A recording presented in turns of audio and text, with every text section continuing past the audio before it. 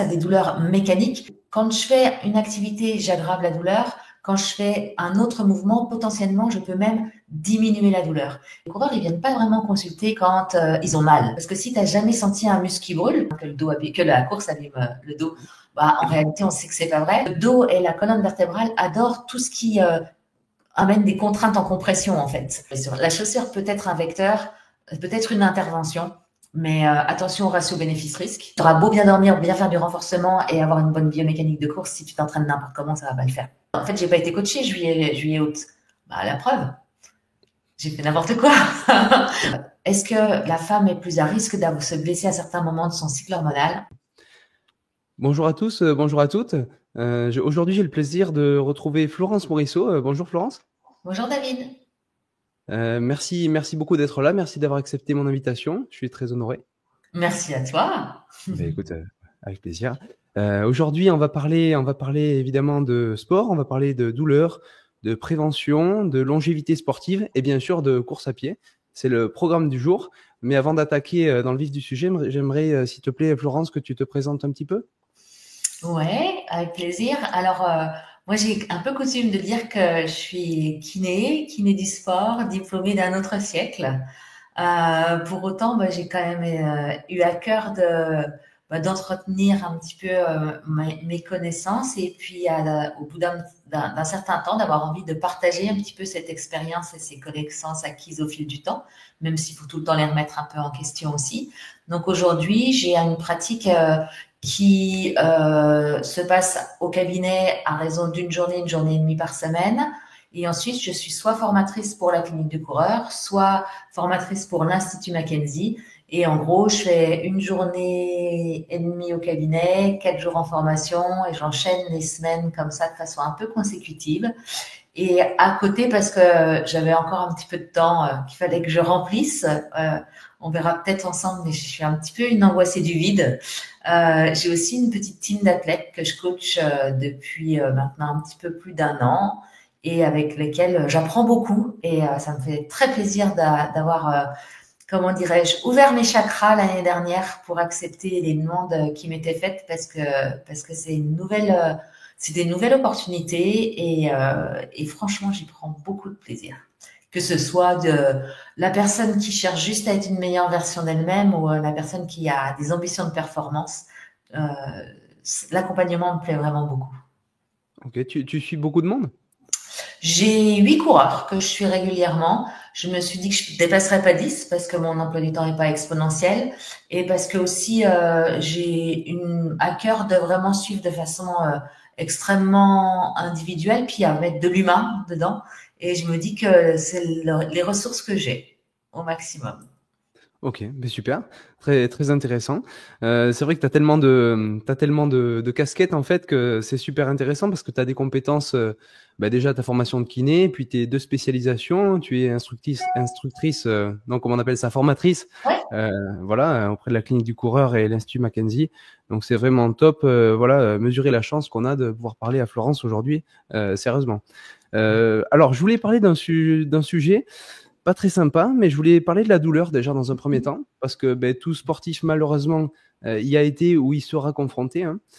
Tu parlais récemment, je te suis sur les réseaux sociaux, d'ailleurs j'encourage tous nos auditeurs à te suivre sur les réseaux, on mettra les liens en description, etc.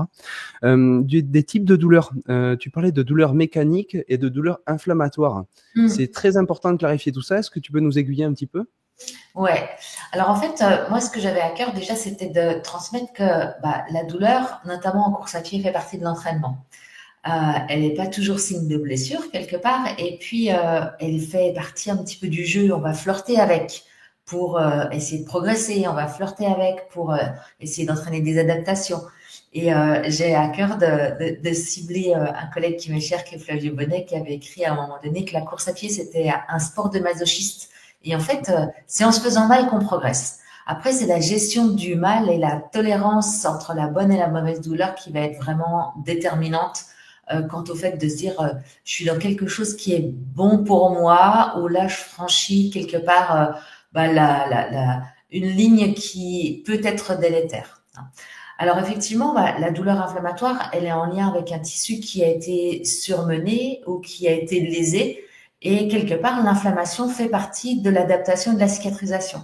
Donc, c'est souvent une douleur qui lance, c'est souvent une douleur qui est constante, qui n'est pas influencée par le mouvement et qui va s'accompagner potentiellement de ce qu'on appelait à mon époque à l'école les signes cardinaux, chaleur, rougeur, gonflement, impotence fonctionnelle potentielle.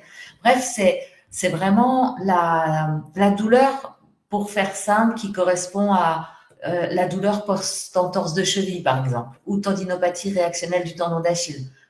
Après avoir fait l'entraînement de trop, j'ai mon tendon d'Achille qui est rouge, qui est démacié, et très clairement, je ne peux pas faire 5-6 pas sans avoir mal. Et puis, cette douleur inflammatoire, une fois que la phase inflammatoire passe, elle va devenir petit à petit beaucoup moins constante, beaucoup plus, elle peut diminuer, voire disparaître complètement. Et on peut aussi être face à des douleurs mécaniques qui, là, elles sont plutôt influencées par le mouvement et répondent à des situations où, quand je fais une activité, j'aggrave la douleur. Quand je fais un autre mouvement, potentiellement, je peux même diminuer la douleur. Et ça, c'est quelque chose qu'on voit peut-être un petit peu plus dans les douleurs en lien avec des postures prolongées ou en lien avec nos activités même si on est sportif, de grands sédentaires quand même dans la journée, où finalement on va avoir une douleur à force d'être en position assise, et quand on va sortir de cette position assise, la douleur va diminuer, voire va disparaître.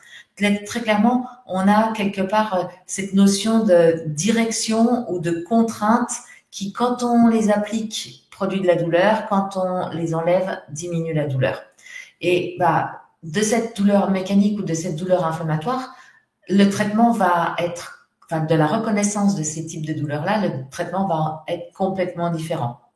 Et puis, on pourrait aller plus loin, mais je pense pas que c'est complètement dans le vif du sujet aujourd'hui. Mais on peut aussi avoir des douleurs sans potentielle menace d'un tissu. Et là, on rentre dans des complexités de construction de l'information nociceptive et de l'interprétation de cette information par le cerveau, qui est très clairement le savoir des professionnels de santé.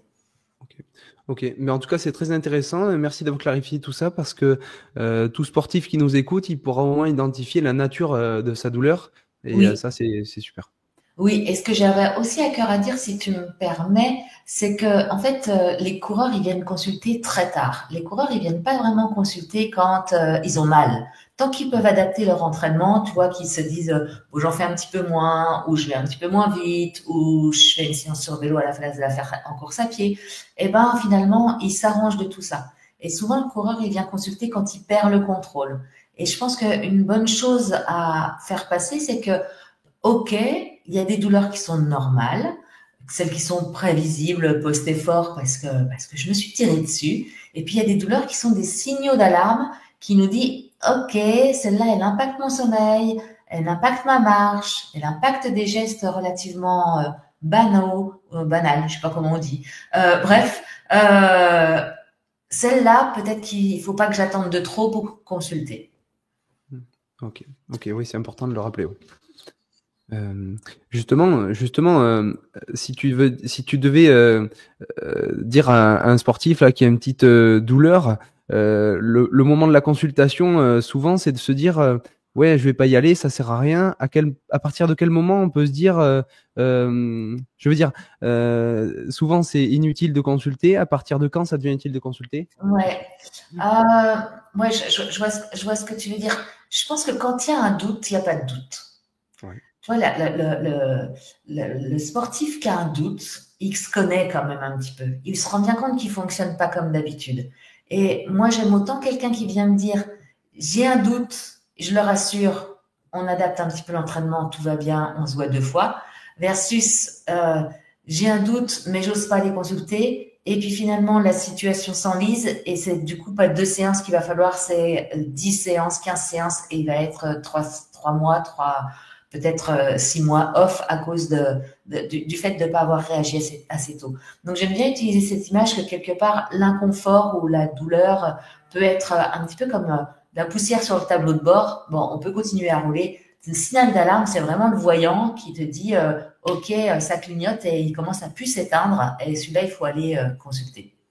Ok. Ok. Tu dis que la douleur fait partie intégrante de l'entraînement. Est-ce que tu crois qu'on peut progresser sans souffrir? Ah. C'est compliqué quand même, non? Ça dépend. Ouais. En fait, je pense que ça dépend de la perception de la souffrance de chacun. Mais tu peux pas progresser si tu te fais pas un peu mal à l'entraînement, non? Ok. Ok. Après, tu Euh, peux t'entretenir, et j'allais presque dire, tu peux sûrement bien vieillir, mais ça sera le sujet de plus tard, en te faisant pas trop mal, hein. ouais. On n'est pas non plus obligés tous d'aller dans des séances où tu finis en vomissant et tu as les jambes chargées de lactique pendant je sais pas combien de temps. Ok. Ok. Oui, parce que je parlais de souffrance. Tu vois, je parlais pas directement de la souffrance pendant la séance.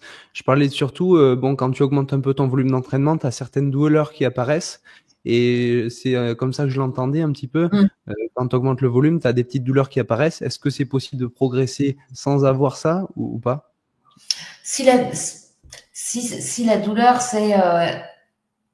n'entraîne pas de gène fonctionnel et t'impacte pas dans ta vie quotidienne, on s'affole pas. Si c'est une douleur qui t'impacte dans ta vie quotidienne, qui fait que tu as du mal à repartir à l'entraînement le lendemain, que les premiers pas au réveil, ils sont quand même vraiment plus compliqués que la veille, là, ça veut dire qu'on va trop vite, trop fort, trop tôt. Ok. Ok. C'est important, ouais, de s'écouter. D'ailleurs, je rebondis sur ça. C'est une discussion que j'ai souvent, tu vois, avec mes patients au quotidien, du moins avec ceux avec qui on peut parler de ce genre de choses. Tu vois, par exemple, quand je demande à quelqu'un, est-ce que ça tire ça, quand je lui fais un étirement au Mhm. cabinet, ça me fait vraiment plaisir quand la personne sait ce que c'est une sensation d'étirement.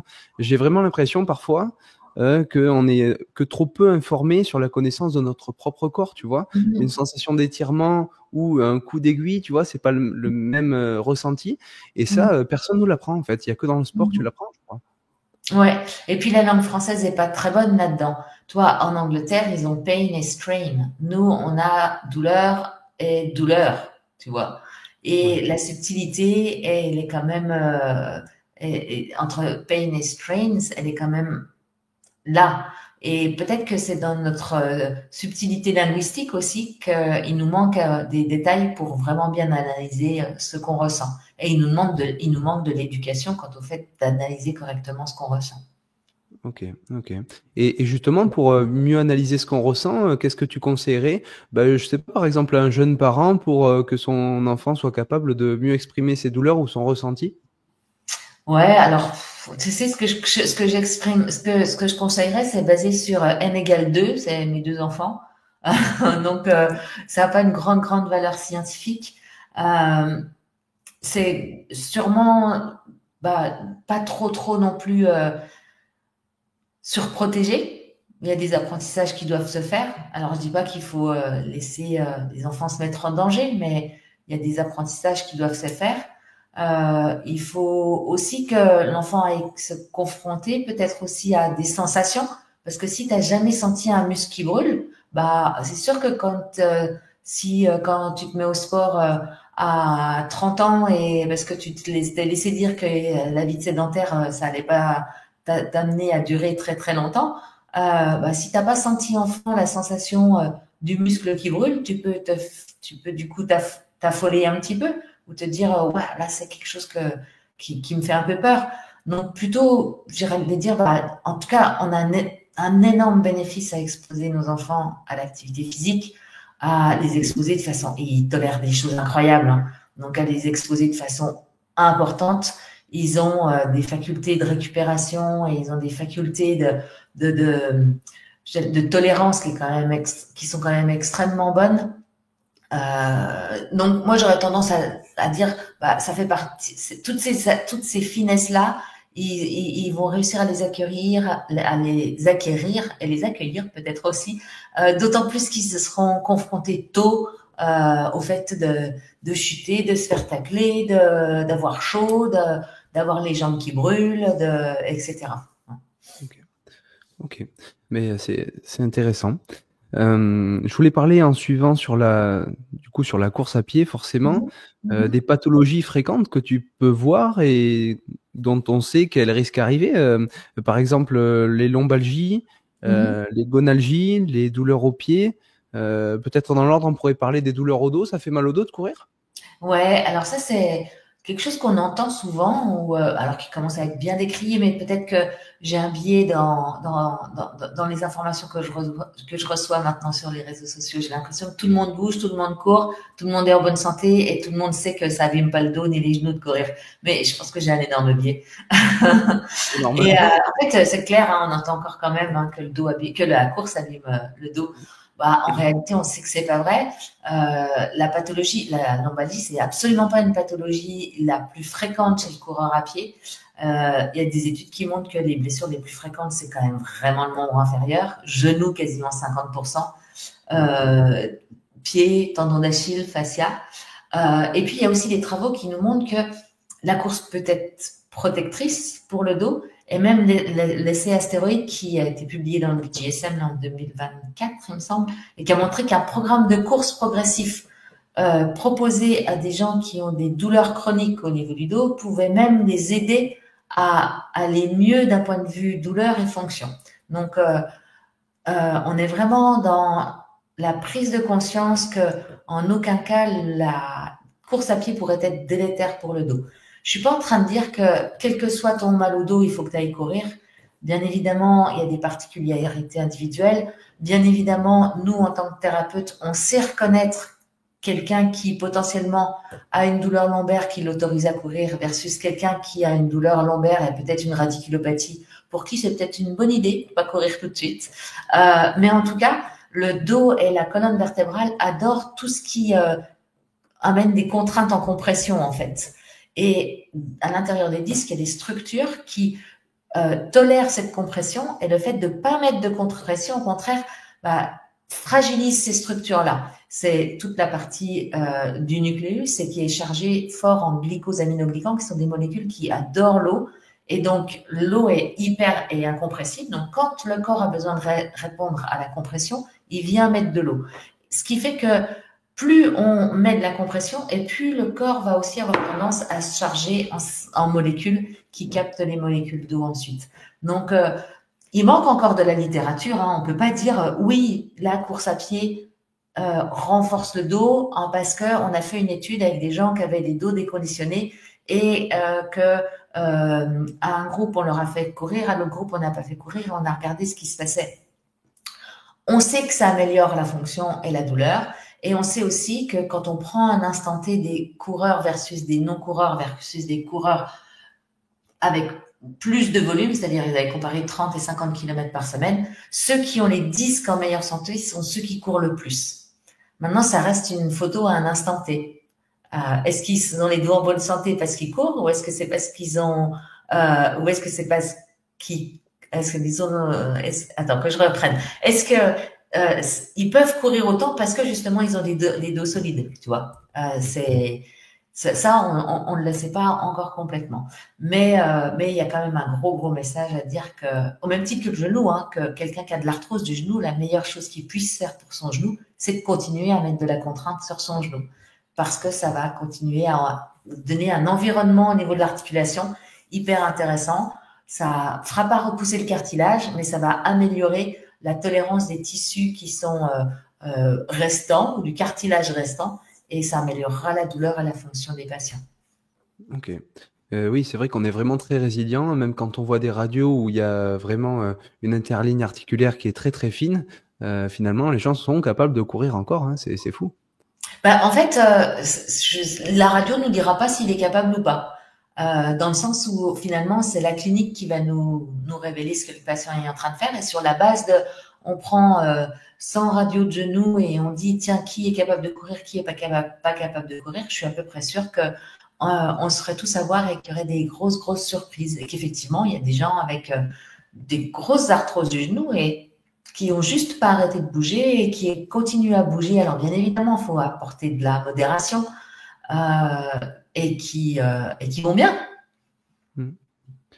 Oui, bien sûr. On dit souvent que justement la course à pied fait mal au dos, fait mal aux genoux. Souvent, on parle de ça pour les genoux parce que ça tape. On dit ça tape. Il y a Mhm. un impact lors de la course à pied. Est-ce que Mhm. ça tape tant que ça si tu as une bonne technique finalement? Bah, ça met de la contrainte, c'est sûr. Ouais. Mais encore une fois, il y a des structures qui adorent qu'on leur mette de la contrainte et Mhm. qui seront d'autant plus en meilleure santé qu'on leur met de la contrainte. Tu vois, par exemple, il y a des études, notamment une étude Brace qui avait été faite au Centre spatial à Toulouse, qui ont mis des gens dans des lits en déclive de 5 degrés pendant 6 voire 12 semaines et qui ont regardé tous les effets délétères de la vie sans action de la pesanteur. Eh ben, ils étaient quand même, enfin moi, il aurait fallu payer bien plus que ce que les gens ont été payés. Je crois que c'était 12 000 euros qu'ils gagnaient. Mais il aurait fallu me payer beaucoup plus que ça pour que je reste, ne serait-ce que 6 semaines dans un lit en déclive. Parce que l'effet délétère de la non-stimulation, il y en a pour plus d'un an à se remettre de ça. Donc, en fait, c'est pas tant que la course à pied tape, c'est que notre corps, il a besoin qu'on le sollicite, il a besoin qu'on lui mette des contraintes.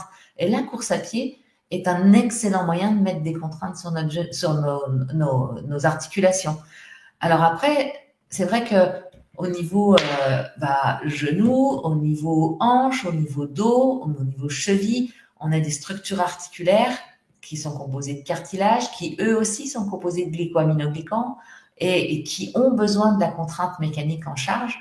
Euh, Après, la construction osseuse a besoin aussi de contraintes mécaniques et de, de stress quelque part. Là, la course à pied pour la construction osseuse, potentiellement, serait pas suffisante. Donc, il faudra faire beaucoup plus que ça si en vieillissant, tu es atteint d'ostéopénie, dans le sens où juste courir sera peut-être pas suffisant. Il faut mettre de la traction, il faut mettre des changements de direction, il faut mettre un peu de torsion. Et ça, c'est la muscu qui va pouvoir l'apporter, et puis tout ce qui est exercice de vivacité, etc. Ok. Ok. On parlait du genou, je voulais parler aussi du pied. En fait, autant pour le genou que pour le pied, est-ce que la chaussure a un rôle important ou c'est plutôt la technique de course ou c'est plutôt le volume d'entraînement qui va créer ces blessures-là? Ouais, c'est intéressant. C'est intéressant parce que ça a fait rebondir sur le fait qu'en course à pied, tu as finalement trois types de blessures caractéristiques. Hein. Tu as les blessures de charge liées au fait qu'on fasse trop de vitesse, ou trop rapidement ou trop brusquement des entraînements de vitesse, de la pliométrie, des côtes, des sauts, etc. Tu vas avoir les blessures de répétition qui, elles, sont en lien avec une augmentation trop rapide du volume et puis avec une biomécanique extrêmement cristallisée. Donc, c'est des gens qui préparent des marathons, des 100 km, etc. Et puis, tu as des pathologies d'amplitude liées au fait que subitement, je me sois euh, confrontée à une biomécanique qui m'a entraîné, qui m'a emmené dans une amplitude à laquelle j'étais pas préparée. Donc, ça peut être Florence qui vit à La Rochelle et qui passe 15 jours, 3 semaines, 2 mois en Haute-Savoie et qui, sur la première descente, se laisse aller complètement. Et vu que je sais pas très bien descendre parce que je vis plutôt en plaine, je vais m'irriter au niveau du dos parce que j'aurais été un peu sur la retenue et en hyperextension. Ou c'est quelqu'un qui se met à faire de l'intensité ou de la vitesse très vite et qui n'a pas travaillé la liberté de sa hanche, notamment en extension de hanche, et qui va se faire une lésion du droit antérieur. Donc, de ces trois types de blessures-là, va déterminer des modifications d'entraînement et puis aussi des prises en charge différentes. Et c'est sûr que la chaussure et la biomécanique de course va potentiellement aussi alimenter l'une ou l'autre de ces pathologies. Quand je disais que la charge, c'est quand on en fait trop en termes d'intensité, de plio, de côte, si d'un seul coup tu te mets à faire tous ces entraînements avec tes pointes parce que les crosses arrivent et que pendant tout l'été tu as fait des entraînements avec des grosses chaussures, tu vas avoir une pathologie de charge parce que les pointes chargent beaucoup plus ton tendon d'Achille. Donc ce sera plutôt des pathologies distales. Euh, Inversement, si tu étais habitué à être relativement proche du sol, et puis que subitement tu succombes à la tentation de passer, comme tout le monde, à des très grosses chaussures avec beaucoup d'amorti et beaucoup de rigidité, bah, il y a de grandes chances que tu vas protéger ton pied, très bien, mais en protégeant ton pied, tu vas l'affaiblir, donc ça c'est un peu dommage pour un coureur d'avoir un pied qui s'affaiblit, et surtout bah, tu vas exposer dramatiquement genou, hanche et dos, parce que en protégeant le pied, on ne protège que le pied, et finalement on va surexposer genou, hanche et dos. Donc bien sûr la chaussure va avoir un impact. Euh, Encore faut-il qu'elle, toi, je pense qu'il faut pas trop non plus mettre d'emphase sur l'importance de la chaussure, dans le sens où, bah, si tu restes avec des chaussures qui se ressemblent et que tu changes pas grand-chose, c'est pas ta chaussure qui va te blesser. Mais si tu fais des grands changements, là, oui, ça peut être un vecteur de blessure. Et de la même façon, si tu cours et puis que voilà, tu te fais analyser, tu as une cadence qui est aux alentours de 150 pas par minute, tu as une attaque talon un peu marquée, loin du centre de gravité, et puis que la personne est un peu trop interventionniste et te fait croire qu'il faut absolument que tu attaques sur l'avant-pied sous le centre de gravité avec une cadence de 180, bah, si tu fais ça du jour au lendemain, ce sera pas durable parce que corticalisé, donc il y a peu de chances que avec la fatigue, tu puisses continuer comme ça. Et deux, ça change tellement les structures en termes de charge qui vont être sollicitées que là, c'est sûr que tu vas te blesser. Donc, toi, c'est pas tant une technique qui blesse, une technique qui protège, ou une chaussure qui blesse, une chaussure qui protège. C'est plus les changements qui, à un moment donné, s'ils sont cavaliers et non argumentés de façon pertinente, qui peuvent être à l'origine des blessures. Ok, mais c'est très intéressant. Et moi, ce que j'en retiens, bon, c'est quelque chose qu'on sait évidemment en tant que professionnel de santé. Quoique, parfois pour soi-même, c'est difficile à identifier. Voilà, tout sportif qui a une douleur, il faut vraiment qu'il se demande qu'est-ce que j'ai changé par rapport à d'habitude C'est sur clair. ces trois notions dont tu viens de parler, quoi. Mais tu sais, il y a un outil qui est formidable pour ça. Tu vois de quoi je vais parler ou pas? Le, le carnet d'entraînement, un truc comme ça, non? Ouais, Strava. Ah oui, voilà, ouais, ouais. Tu vois, Oui. en fait, la grande majorité des gens, ils enregistrent tout sur Strava. Donc, Mm. souvent, ils te disent, mais non, j'ai rien changé. Toi, tu dis, OK, et vous avez une montre connectée, on peut aller regarder votre Strava. Et c'est pas de la mauvaise foi. C'est juste que les gens ne se rendent pas compte que, bah, il y a 3 semaines, ils étaient en vacances, ils habitent en plaine, et là, ils ont fait, je sais pas, 6 000 mètres de dénivelé dans la semaine. Et pour eux, ça leur a semblé OK parce que ça s'est bien passé. Et puis c'était des vacances. Mais il y a 3 semaines, il y a eu un changement. Et ce changement-là, il est peut-être à l'origine de la goutte d'eau qui a fait déborder le vase et qui fait qu'aujourd'hui, il a une tendinopathie d'Achille. Mm. Hein. Ouais, Donc ouais. c'est bien, j'aime bien. C'est pas pour traquer, c'est pas pour, tu vois, pour sermonner, c'est pas pour pointer du doigt les erreurs. C'est vraiment beaucoup plus à titre indicatif, à titre pédagogique, à titre éducatif, de se dire, OK, je me retourne, je prends un temps d'arrêt, j'ai pas fait d'erreur, est-ce que vraiment j'en ai pas fait? Et là, surtout, n'allez pas sur mon Strava parce que j'ai fait 28 000 mètres de dénivelé au mois d'août, quoi. On viendra te le dire en commentaire. C'est ça. Mais toi, je préviens quand même d'avance, hein, parce que si jamais quelqu'un va sur mon Strava, il me dit non, mais tu donnes des leçons quand vous faites de quantifier la charge et on regarde en juin, tu as fait 1 000 mètres de dénivelé, en juillet, tu en as fait 12 000, en août, tu en as fait 28 000. C'est de la quantification, ça. Ben ouais, c'est ça. C'est Mais pas c'est toujours facile. les conseilleurs sont pas toujours les comment on dit conseilleurs sont pas les payeurs. Ouais, ou les meilleurs exécutants. Ouais, voilà, voilà. Je voulais rebondir juste sur la chaussure. Finalement, tu as l'air d'être un petit peu contre les gros amortis. T'es plutôt pro chaussures minimalistes. C'est quoi Non, pas ton du tout. opinion? Non, Non. ni l'une ni l'autre. Moi, c'est la personne qui est bien dans ses chaussures, qui est confortable, qui est pas blessée et qui est contente de ses performances, surtout, je la changerai pas. Ok, ok. La chaussure peut être un vecteur, peut être une intervention, mais attention au ratio bénéfice-risque.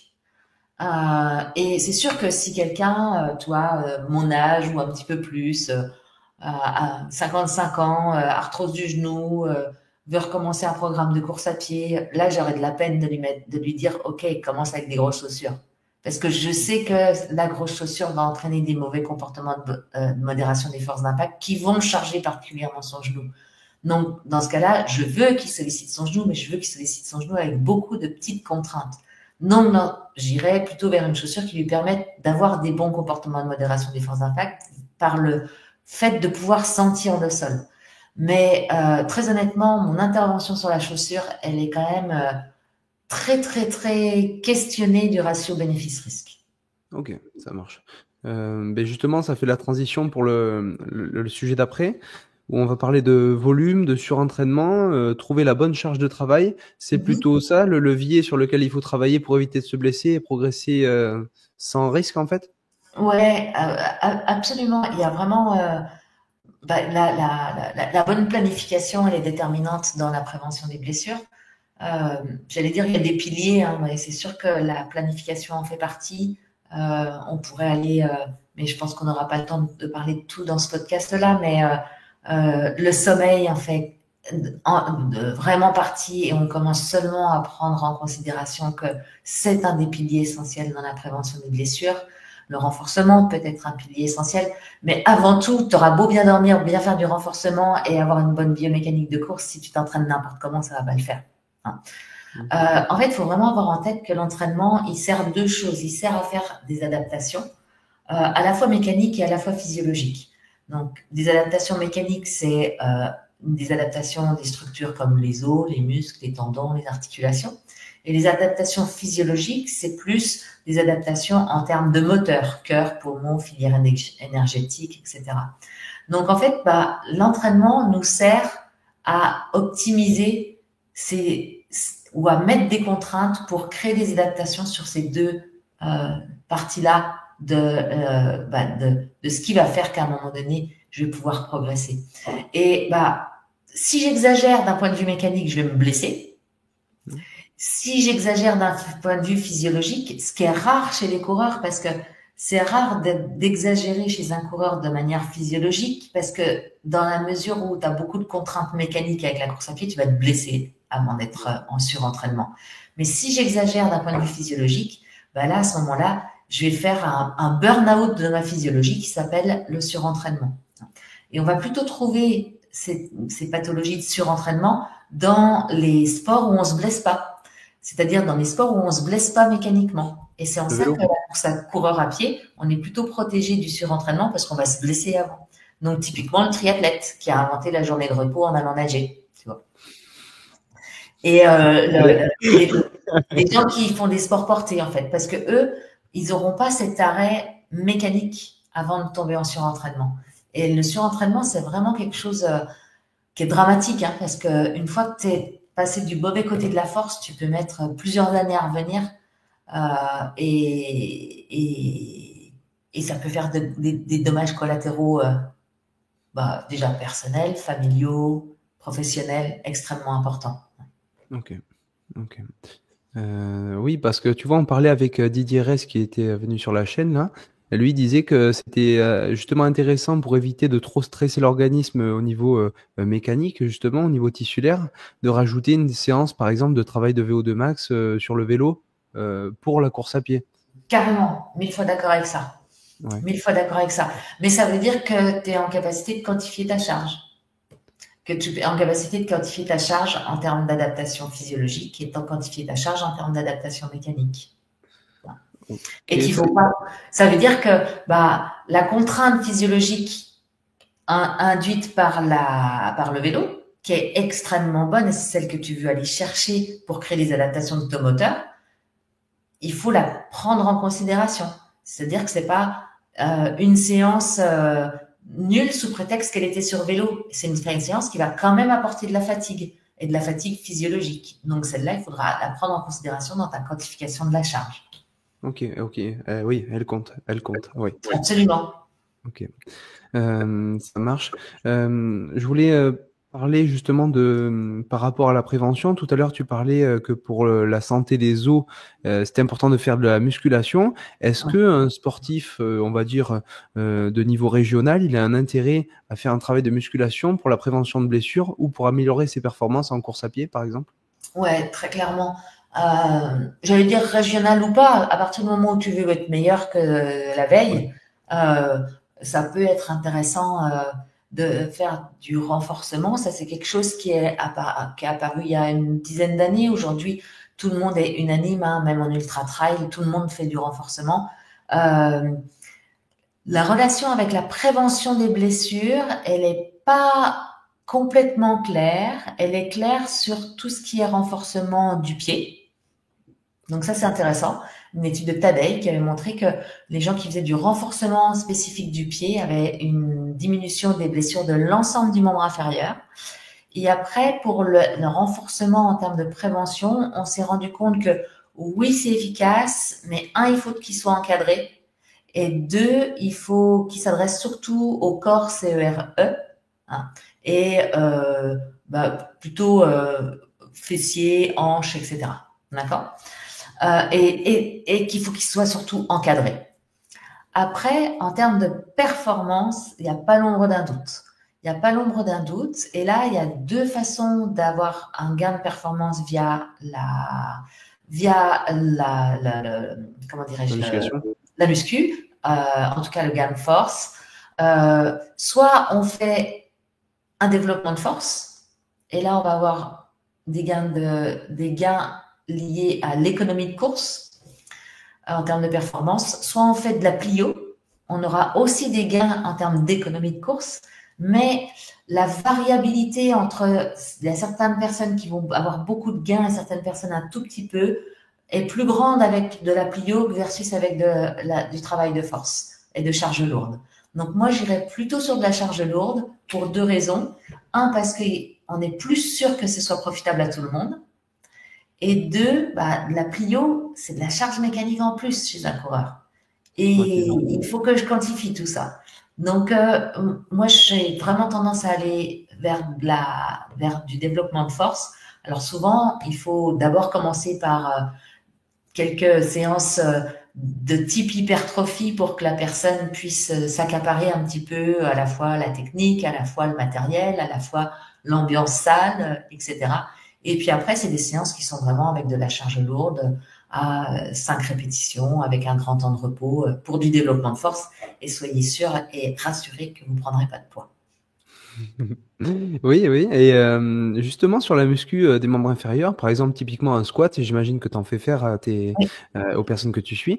Est-ce que tu utilises des squats en pleine amplitude, amplitude complète, ou juste une amplitude qui va être similaire à la course à pied? Ouais, ça c'est une bonne question. Ça va être très variable en fonction des aptitudes de l'athlète, dans le sens où euh, déjà, s'il n'a pas de flexion dorsale, il va avoir du mal à faire un full squat. Donc, il va déjà falloir qu'on fasse une adaptation en lui surélevant ses talons. Et puis techniquement où il en est. Si c'est faire un squat dégueulasse parce que techniquement il n'est pas capable, ça sert à rien. Si il est capable de faire un squat, un full squat complet, 1000 fois oui, je le charge avec du full squat complet parce que encore une fois, ce que je veux, c'est faire de la force. Donc je sais que je ferai plus de développement de force si je vais dans l'amplitude complète. Donc voilà, ça va dépendre et sur certains athlètes et par exemple sur moi, alors c'est pas moi qui me coach, hein, je me fais coacher, mais effectivement on me tolère des amplitudes qui sont pas complètement complètes parce que techniquement vaut mieux que je fasse un truc propre et toi vaut mieux que je fasse notamment sur des front squats, vaut mieux qu'ils soient propres et pas en fin d'amplitude plutôt que je risque de me blesser parce que je cherche à aller faire ma fin d'amplitude. Ok. Mais par contre, je préfère un front squat pas complet versus un back squat complet. Parce que là, je suis beaucoup plus dans une dynamique qui va vers le geste de remonter vers l'avant avec le front squat qu'avec le back squat. Ok, ok. Je peux te poser la question de pourquoi tu te fais coacher, ayant toutes les connaissances que tu as? Ah ouais, c'est intéressant, c'est une bonne question. Parce qu'intellectuellement, c'est un confort monstrueux. OK. C'est un confort monstrueux parce que de la même façon, en fait, j'ai pas été coachée juillet, août.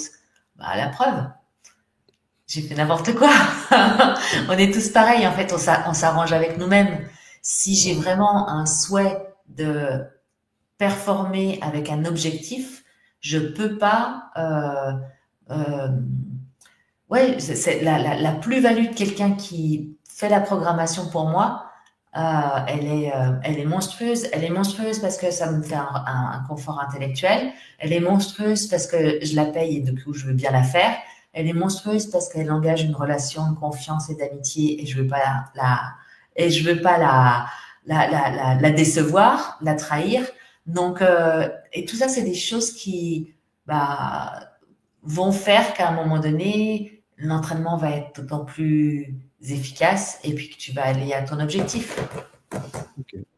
Ouais, c'est super intéressant parce que tu vois, ça m'est arrivé de rencontrer des personnes dans notre champ de compétences, hein, kiné, prépa physique, des métiers comme ça. Donc il y avait toutes les connaissances pour être capable de se coacher eux-mêmes, d'ailleurs pour coacher les autres, et qui ne se coachaient pas. Ça m'a toujours étonné dans Mmh. la mesure où personnellement j'ai beaucoup de plaisir à me préparer mes objectifs sportifs. Mais j'entends tout à fait tes arguments. Mmh. C'est vrai, ça te libère mentalement. Déjà, je pense que c'est le plus gros des intérêts, quoi. Ouais, clairement. Bah, tu vois, moi, dans la team que je coach, il y a un doc et 4 kinés. Ah ouais, ok. Donc, Ouais, mais c'est bien, c'est vraiment c'est marrant. Ok. Oui, dernière chose sur l'entraînement, la musculation, le renfort spécifique du pied, je trouve ça intéressant. Ça m'a attiré un petit peu l'attention. Qu'est-ce que tu peux conseiller à ceux qui nous écoutent pour commencer à faire chez eux tranquillement du renfort spécifique du pied? ouais, marcher pieds nus, aussi pragmatique que ça. En fait, Ouais. on est complètement déconditionné hein, des pieds. On a des pieds, et ça, je le dois aussi à Flavio, cette, euh, cette tirade, entre guillemets, là. Il disait, on a les pieds les plus déconditionnés, les plus faibles de l'humanité. Dans le sens où, t'as 5 mois, t'as déjà des chaussures ou des petits patins et tu sais pas encore marcher. Et dès que tu commences à marcher, tu as des chaussures qui sont hyper protectrices. Donc c'est clair qu'on est hyper déconditionné au niveau des pieds, même si les choses changent un petit peu. Donc, ne serait-ce que marcher pieds nus, c'est déjà une énorme plus-value.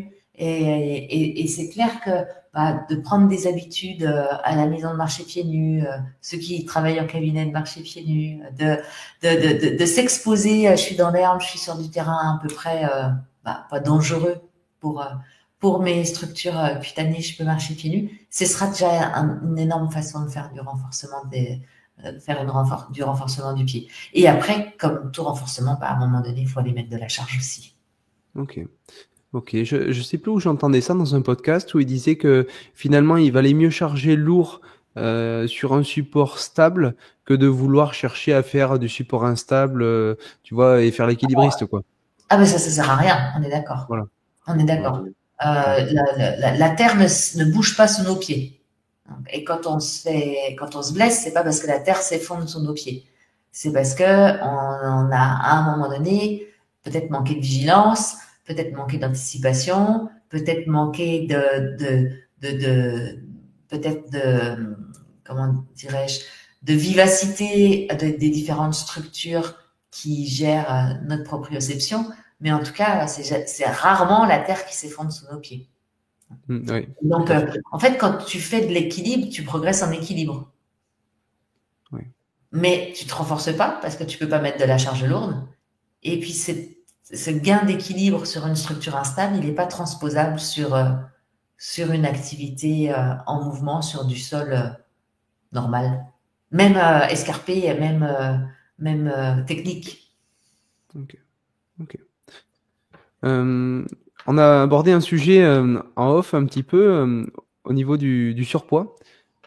Courir quand on est en surpoids, est-ce que c'est dangereux? Est-ce qu'on risque de se blesser? Quelle est ton opinion là-dessus? Moi, j'avais été stupéfaite par ma naïveté quant au fait de ne pas avoir imaginé que les gens en surpoids, par exemple, voilà, moi je fais 1,70 m, je sais pas, je dois peser en ce moment 58 kilos. Euh, d'imaginer quelqu'un qui fait la même taille que moi, qui pèse 100 kilos, elle a plus de muscles que moi. Ne serait-ce que par le fait qu'elle a besoin de supporter son poids. Mhm. Et en fait, ça, moi, je l'avais pas du tout corticalisé. Ça veut dire quoi? Ça veut dire que les gens qui sont en surpoids, si jamais ils veulent perdre du poids, ce qui n'est pas non plus un dogme, mais peut-être que pour leur santé, ça peut être bien, euh, ils ont une chose à avoir en tête, c'est de préserver leur masse musculaire. Et ils ont une masse musculaire qui est plus importante que la même personne qui a 50 kilos de moins. Donc, il faut préserver cette masse musculaire-là. Après, donc ça veut dire que c'est des gens qui ont quand même des capacités à supporter de la contrainte liée à leur poids bien plus élevé qu'une personne qui a un poids plus petit. Après, quand ils courent, ils ont une capacité à disperser l'énergie qui est extrêmement bonne parce qu'ils n'ont pas le choix. Ils sont confrontés à ça au quotidien. Donc, c'est souvent des gens qui font des petits pas, qui ont une cadence élevée, qui font pas de bruit quand ils courent. Et ça, c'est tout des qualités de modération des forces d'impact qui est extrêmement bonne. Donc, en fait, je suis pas très inquiète pour eux d'un point de vue musculaire et d'un point de vue ostéo-articulaire. Et je suis pas inquiète pour eux non plus dans le fait d'aller trop vite, trop fort, trop tôt, parce que ce qui va les limiter, c'est leur physiologie. Donc, à un moment donné, ils seront obligés de marcher parce qu'ils sont déconditionnés d'un point de vue physiologique. De fait, bah, ils vont être obligés d'être hyper progressifs. Et en fait, moi, je suis bien moins inquiète quand quelqu'un en surpoids veut commencer à courir, quant au fait qu'il y aille graduellement, que quand c'est un cycliste qui a jamais couru de sa vie et qui a l'habitude de partir tous les dimanches pour 6 heures d'effort. Parce que lui, il n'acceptera pas de marcher, de courir 3 fois 1 minute de marche, enfin de faire 3 fois 1 minute de marche, 1 minute de course, et de rentrer chez lui après. Mhm. C'est Et vrai. lui, il va se blesser. Alors qu'à Ouais, ouais. personne en surpoids, je suis à peu près sûre que non. Ok, ouais, c'est pour ça que quand on en parlait, tu sais, j'avais cherché des études qui montraient une corrélation entre surpoids et blessures en course à pied. Il n'y en avait pas vraiment, parce qu'en fait, comme tu viens de le préciser, c'est auto-limitant. En fait, le surpoids, il t'empêche de faire un trop fort volume de travail, et Mm. donc de te blesser, Alors, quoi. il y a quand même une chose en lien avec le surpoids qui est important à avoir en tête, c'est que c'est quand même des gens qui potentiellement peuvent avoir des pathologies musculo-squelettiques et notamment musculo-tendineuses, un peu plus que les autres, mais c'est pas à cause de leur poids. C'est parce que ils peuvent être en mauvaise santé métabolique et ils peuvent avoir une forme d'inflammation bas grade. C'est comme ça qu'on retrouve, par exemple, plus d'épicondylalgie chez les gens en surpoids. C'est pour ça qu'on retrouve plus de lésions de la coiffe des rotateurs symptomatiques chez les gens en surpoids. Mais c'est pas en lien avec le fait qu'ils utilisent trop leurs bras et que, vu qu'ils sont gros et qu'ils utilisent les bras, c'est dur et ça surexpose leur risque de se blesser. C'est parce qu'ils sont en mauvaise santé physiologique. Et la course à pied va les aider à être en meilleure santé physiologique. Ok, moi c'est super intéressant ça. Ouais, il faudrait encore 1 heure pour parler de ça, mais c'est vrai que je me rends compte au fur et à mesure que je comprends même, tu vois, la nutrition, qu'en fait, même en mangeant pas forcément bien, tu améliores tes marqueurs sanguins de bonne santé si jamais tu récupères une composition corporelle entre guillemets, comment dire, pas normale, mais idéale, on va dire, tu vois. Et Et c'est sûr que le surpoids entraîne une inflammation low grade, ce qu'on appelle une inflammation low grade, et ça va donner un contexte de mauvaise santé tissulaire. ouais, ouais. Tu parlais en fait, le fait d'être en surpoids, les gens ont finalement des qualités de modération de l'impact. Et Mhm. j'ai pensé sur le moment, est-ce que ça serait pas intéressant du coup pour avoir cette cadence de course augmentée, ces petits pas, de courir lesté, ça le reproduirait Mhm. sans avoir les inconvénients. Non, parce que tu te blesserais vachement vite. En fait, ce serait trop brutal. La personne qui est en surpoids, elle gagne pas 10 kilos en 3 minutes en se mettant un sac sur le dos. Tu vois, ça s'est fait progressivement. Moi qui ai fait du plus 10 moins 10 quand j'étais enceinte, effectivement, j'ai pu courir avec pas plus 10 parce que j'ai arrêté quand même à un moment donné, mais avec un plus 5 plus 7 assez facilement. Mais ça s'est pas fait du jour au lendemain. Tu sais, tous ceux qui préparent des courses en autosuffisance où il faut que tu charges lourd, et moi j'ai eu la chance de pouvoir me confronter à ça, on s'entraîne jamais avec des sacs avec du poids avec lequel on va courir parce que c'est trop potentiellement pathogène. Par contre, on s'entraîne. Enfin, moi, j'avais eu cet écho-là et c'est ce que j'avais fait. Je m'entraînais à vivre au quotidien avec mon sac. Donc, je recevais mes patients avec mon sac, je donnais cours avec mon sac, etc. Mais tu vas pas courir avec un sac qui te fait prendre d'un seul coup 5, 6, 7, 8 kilos. Ok. Moi, mon idée, c'était de faire ça graduellement, voire du fractionner un peu, mais ok. Ok. Et puis, super intéressant, l'idée de vivre avec le sac. C'est vrai que tu développes des capacités à supporter un peu, ne serait-ce que le poids Tolérant. sur les épaules. Ouais, Ouais, c'est pas bête. Ok. Ok. Euh, Courir, c'est bien. Courir, ça permet d'entretenir une bonne santé. Est-ce que courir, ça limite le vieillissement de l'athlète ou du sportif de loisir? Est-ce que courir, ça limite le vieillissement? Bah, on est tous condamnés à vieillir quand même, hein. Mais par contre, ça autorise un vieillissement en bonne santé. En fait, c'est une étude de Chakravarty que j'avais adorée parce que, en fait, ils ont suivi les gens pendant plus de 20 ans et ils avaient suivi deux cohortes de personnes, enfin deux cohortes, c'était des grosses cohortes, hein, il y avait plus de 350 personnes par cohorte, des coureurs et des non-coureurs. Et ils avaient, de mémoire, je dirais, tous aux alentours de 60 ans au départ, mais il faudrait que je relise l'étude exactement. En tout cas, ils les ont suivis vraiment longtemps. Et ce qu'ils ont objectivé avec cette étude-là, c'était que les coureurs vivaient plus vieux.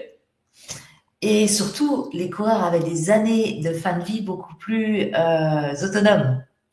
Et ça, c'est important. Parce que moi, vieillir vieux, mais au fond de mon lit, ça m'intéresse pas, quoi. Enfin, vieillir vieille, en l'occurrence, et au fond de mon lit, ça m'intéresse pas. Et si la course à pied me garantit une vieillesse active, bah, surtout, je vais pas arrêter. Et dans l'étude de Chakravarty, c'était vraiment ce qui ressortait. C'est certes, les coureurs vivaient plus vieux, mais surtout avaient une qualité de vie avant de mourir bien élevée, bien plus élevée que ceux qui couraient pas. Ok, ok. En propos de longévité, de vieillissement, la course à pied, comment faire durer la pratique de la course à pied quand on vieillit? Est-ce qu'il y a des adaptations à faire? Tu vois, on ne court peut-être pas de la même manière à 20 ans qu'à 60. Qu'est-ce que tu en penses? Oui, c'est sûr qu'il y a des adaptations à faire. Il y a des choses à savoir quant au fait qu'on peut avoir des maillons faibles en vieillissant. Par exemple, les gars, c'est votre tendon d'Achille, mollet, tendon d'Achille, ce sera votre maillon faible. Donc, bah, anticiper en faisant du renfort, en faisant de la stimulation régulière du tendon d'Achille.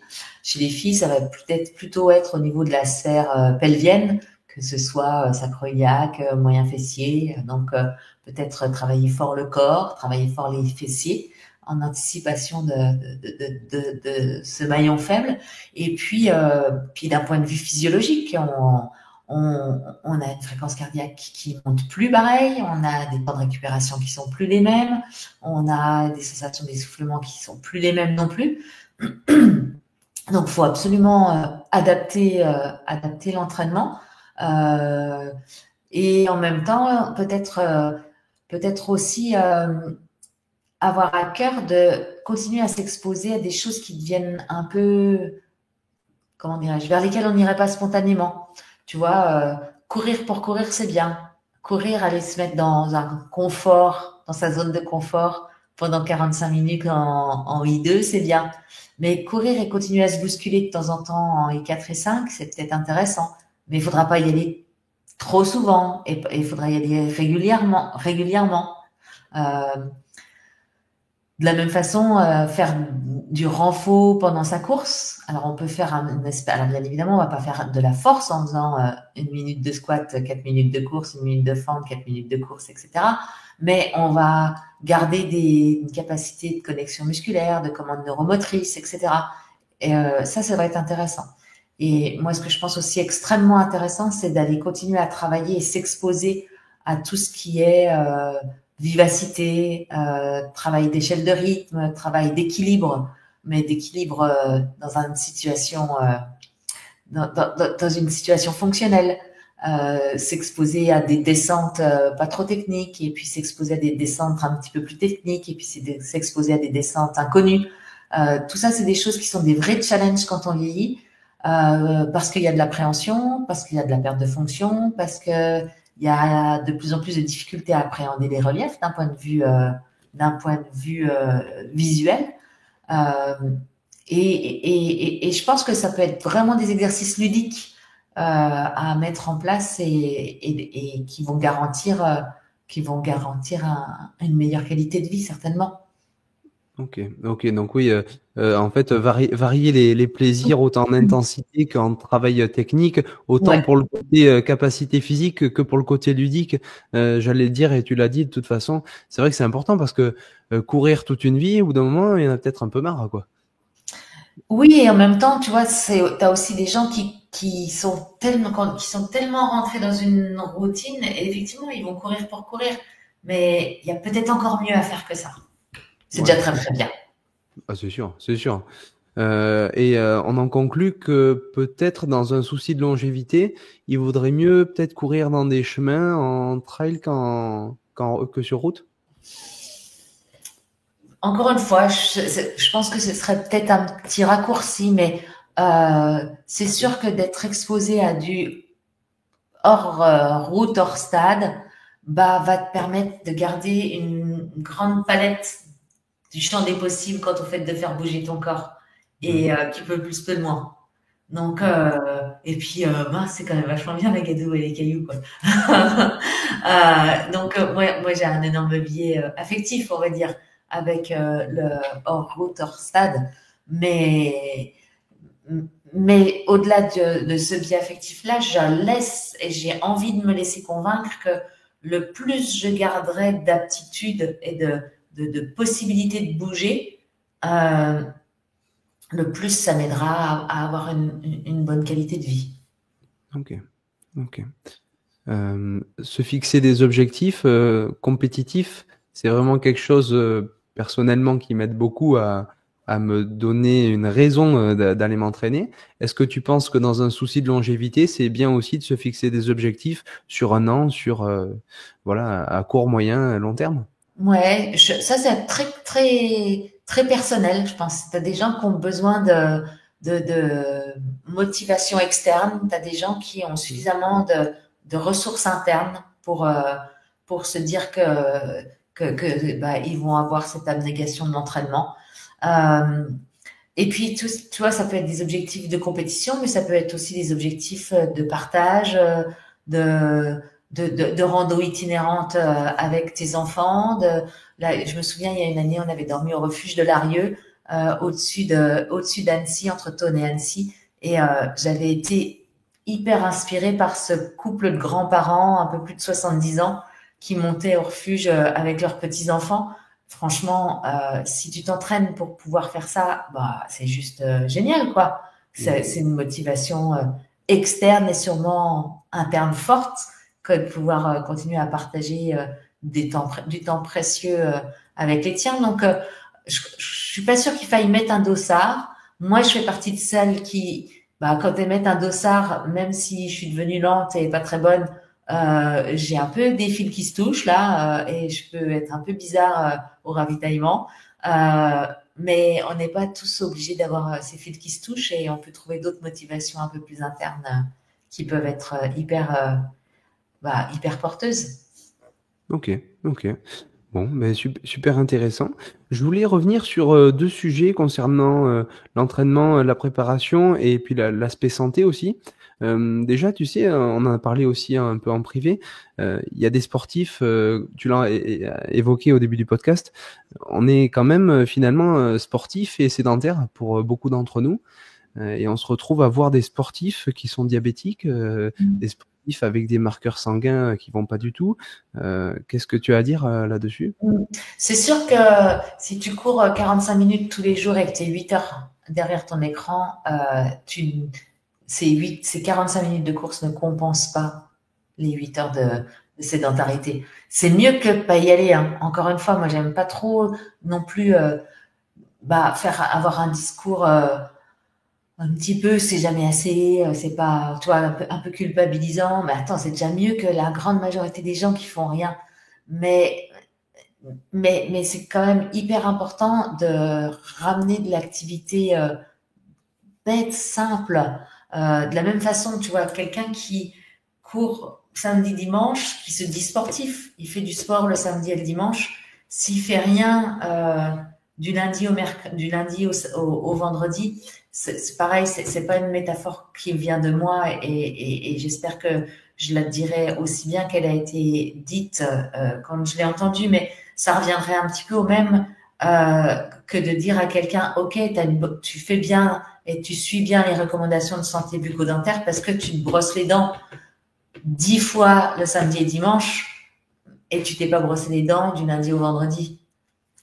Et finalement, c'est un petit peu la même chose. C'est pas de 2 séances de course par semaine que tu as besoin samedi et dimanche, c'est de bouger un petit peu tous les jours. Et ça peut être juste 10, 15 minutes de marche parce que tu as garé ta voiture un peu plus loin, parce que tu es descendu une station de métro plus tôt, parce que tu vas chercher tes enfants à l'école à pied, ou tu décides d'aller chercher ton pain, ou toi, ça peut être des choses aussi simples que ça. Mais c'est sûr que faire du sport 2 fois par semaine ne te protège pas des méfaits de la sédentarité en étant assis plus de 8 heures par jour. Parce que quand tu vois quelqu'un qui travaille entre 7 et 8 heures dans la journée devant l'ordi, quand il rentre chez lui, je mets mon doigt à couper qu'il est devant l'ordi. Hein.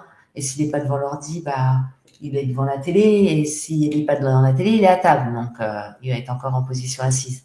Ouais, ouais, ouais. On parle beaucoup aujourd'hui des 10 000 pas. Tu fais attention à ça, à Ouais, tes... carrément. Ouais. Ah ouais, Oui. ouais, ouais. Je suis capable de me relever. Tu vois, si je me couche, alors j'étais aussi capable de me relever, faire un WOD quand je l'avais pas fait et que je pouvais pas m'endormir parce que je pouvais pas ne pas l'avoir fait, tu vois. Donc je suis un peu bizarre quand même, hein, de base. Mais oui, je suis capable de faire le tour du pâté de maison pour avoir mes 10 000 pas, ouais. Ce qui est très rare, hein, parce que je pense que j'ai la chance de pouvoir les avoir quasiment tout le temps. Et je suis très fière d'avoir transmis ça à mes enfants. Et c'est vrai que je vois mon fils est très attentif à ça parce que bah, il rentre dans le dur, hein, il rentre dans la 5e année de médecine avec la préparation du concours d'internat. Et il s'est mis en place un, un setup avec son ordi, un plateau qui monte et le petit tapis de marche en dessous pour être sûr d'avoir ses 10 000 pas à la fin de la journée alors qu'il a passé toute la journée devant ses cours. Donc, euh, donc ça, c'est vraiment quelque chose à laquelle je suis très attachée. Ouais. Mais c'est bien, et c'est bien d'être sensibilisé, et c'est bien aussi de l'avoir transmis, c'est super. Ça me fait penser, tu sais, au... C'est Comment? peut-être la seule chose que j'ai bien transmise, hein, mais bon. Non, quand même pas. Et ouais, ça me fait penser, tu sais, je sais pas si tu as vu, il y a un mème là, quand il est 11h56 et que t'as que 9 000 pas et t'as un mec qui danse en faisant plein de petits pas là. C'est possible, ouais. De le mettre, c'est drôle. Et, bref, petite parenthèse. Oui, je voulais te parler aussi, peut-être pour finir, parce qu'on est déjà à 1 heure, des différences hommes-femmes. Est-ce qu'il y a des différences, bon, on a des différences constitutives, on va dire, on a aussi des Mm, différences hormonales. mm, Les femmes ont des cycles hormonaux qui ont peut-être des répercussions sur leur état de forme, mm, mm. leur forme physique. Est-ce que tu penses que ça joue un rôle dans leur performance, et surtout, est-ce qu'on doit adapter l'entraînement? Euh, là, t'ouvres une porte, on pourrait y passer 2 heures. Et en même temps, je suis pas la personne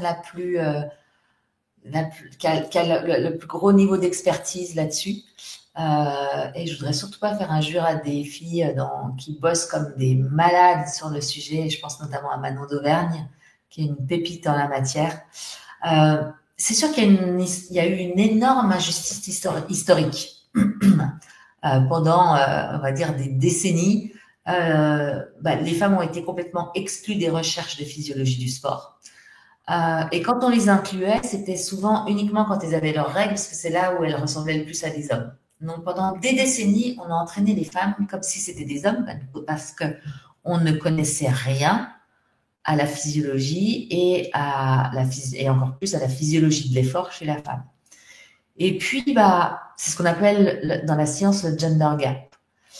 Et aujourd'hui, on a basculé à l'inverse, où finalement, il y a eu un énorme focus sur l'influence du cycle hormonal, un peu comme si tout se jouait sur ce cycle hormonal-là.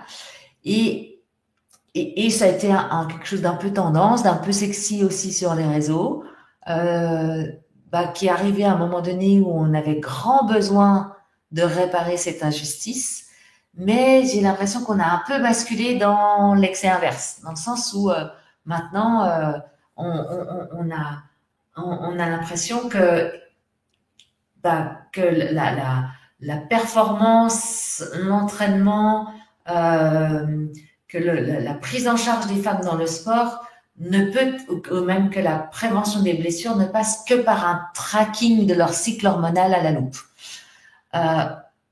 Donc je pense que c'est toujours bien qu'on en parle, c'est toujours bien qu'on s'y soit penché, mais je pense qu'on est encore loin d'avoir des vérités.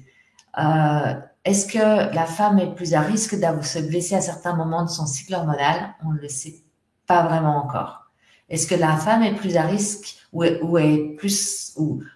est-ce que ses capacités sont interférées par son cycle ou que ses capacités et cycle hormonal interfèrent dans la performance? C'est quand même difficile de dire un grand oui et à quel moment la femme est la plus performante. Parce qu'il y en a qui, le premier jour de leur règle, se sentent toutes puissantes. Et puis, il y en a qui n'ont jamais eu de syndrome prémenstruel. Et puis, il y en a qui sont couchées et incapables de rien faire. Et parce que ça les met dans des états extrêmement douloureux et peut-être de faiblesse, léthargie et voire un petit peu de déprime. Donc, c'est vraiment très différent d'une personne à l'autre. On sait que certaines personnes sont beaucoup plus sensibles que d'autres. Donc, est-ce que finalement, il ne faut pas être curieux de ce qui va sortir prochainement et en attendant, adapter aux sensations de la femme? Elle te dit qu'elle va bien, charge-la. Elle te dit qu'elle est au fond de son lit et qu'elle est en mode Bridget Jones, comme dirait Manon. C'est pas la peine de la torturer et de la bousculer. Ça va passer. Ok.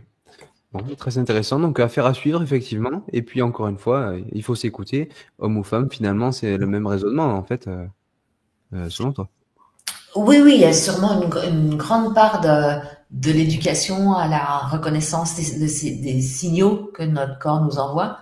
Et puis après, d'adapter en fonction de la reconnaissance de ces signaux-là. C'est sûr que si, systématiquement, au moment de ma période prémenstruelle, je suis pas au taquet, ça sert à rien de mettre à cette période-là des entraînements qui demandent des grandes ressources nerveuses et mentales. Et puis, une fois que j'aurai reconnu ça, j'aurais même plus besoin de l'anticiper. Le coach ou bien mes partenaires d'entraînement sauront qu'à ce moment-là, c'est pas la peine d'aller me charger et ce sera même pas prévu dans mon entraînement et ce sera dans ma planification, ce sera même plus un sujet. Ok. Bon, super. Allez, dernière petite question, je voulais te demander, est-ce que tu suis la variabilité cardiaque? Est-ce que c'est quelque chose que tu suis? Très peu, parce qu'en fait, c'est quand même très compliqué d'avoir des données hyper fiables. Ok. En tout cas, quelqu'un qui serait athlète de haut niveau, je pense que ça peut être intéressant. Maintenant, un athlète de haut niveau, il se connaît quand même un peu et en fait, il va corroborer sa variabilité de la fréquence cardiaque avec un état qui est sous-jacent et qui devine comme étant non optimal. Okay. Chez l'athlète lambda, c'est tellement contraignant pour prendre les mesures et pour les prendre de façon rigoureuse et répétitive que ça va pas nous apporter grand-chose. Ok. Bon, mais merci pour ça. Écoute, je pense qu'on a fait le tour. On a fait le tour des grandes questions que je voulais aborder. Bien évidemment, un petit peu de manière superficielle. J'aurais bien aimé parler à chaque fois d'1 heure de chaque sujet. Mais écoute, ça sera peut-être une bonne raison de te revoir. Hein. Ça marche, avec grand plaisir. Merci beaucoup pour ton temps, Florence. Merci d'avoir accepté l'interview. Hein. Je voulais demander aussi où est-ce qu'on peut te suivre pour ceux qui sont intéressés? Le plus simple, c'est Insta. Après, je suis un petit peu active sur LinkedIn aussi. Pour les plus anciens, je repartage encore quand même des trucs sur Facebook. Et puis, on peut me joindre Florence Morisseau 79 @orange.fr. Je suis assez réactive. Ok. Merci beaucoup, Florence. Merci à toi, c'était très agréable et j'ai Ouais. passé un super moment. Merci Eh ben, beaucoup. super. Moi aussi, c'est super. Merci beaucoup. Bonne soirée. Merci.